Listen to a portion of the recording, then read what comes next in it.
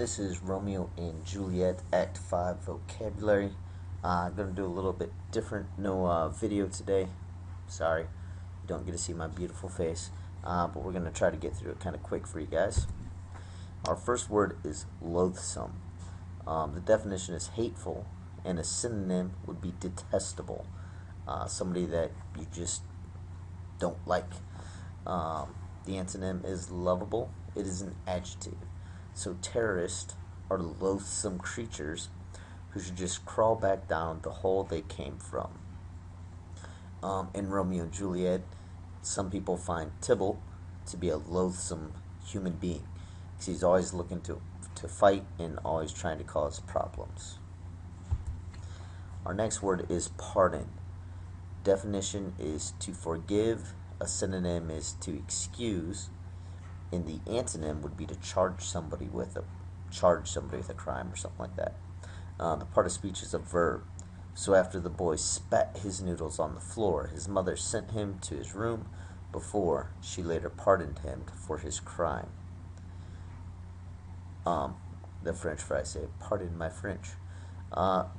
In the video, in Romeo and Juliet, the movies that we were watching, the prince kind of gives Romeo a pardon because he doesn't kill him, but he does exile him. So it's kind of giving him the excuse, or he forgives him a little bit and says, okay, I'm not going to kill you, but go away. I don't like you anymore. Next, we have implicate. To show someone is involved in a crime. Now, the antonym to this one is pardon, so it's the opposite of the word we just had. The synonym is to accuse somebody. So the part of speech is a verb. So we can implicate the dog in the sandwich crime. You can see in the picture there. Because she hung around with a crowd who drank and smoked underage, she was implicated with her friends when the police arrived.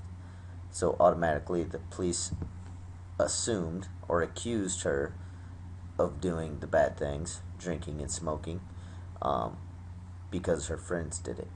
So it's kind of that guilt by association. In Romeo and Juliet, Benvolio implicates Tybalt as the person who started the fight that killed Mercutio. Alright, so implicate is to show someone is involved in a crime. Next we have condemn. The definition is to blame with guilt. The synonym is to convict.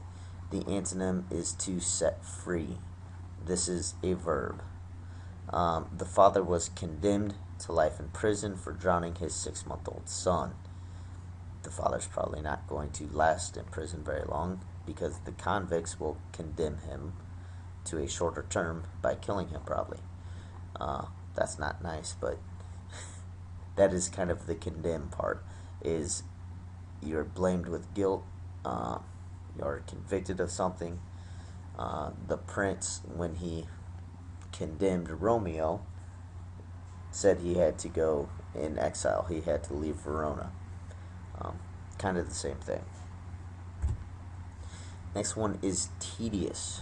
The definition is dull, monotonous.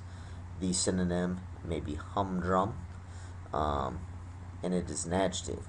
The antonym to tedious would be something that is entertaining. Like this video might be entertaining, but it's more likely tedious. Because vocabulary can be tedious, we are breaking up the monotony with some fabulous brain-based activities.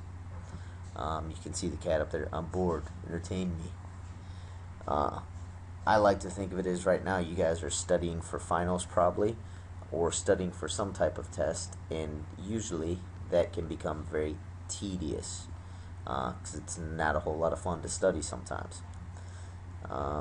Make sure that you review these vocabs along with Act 1, 2, 3, and 4 because we are going to have a vocabulary quiz over these acts once Romeo and Juliet is completed. Have a good night.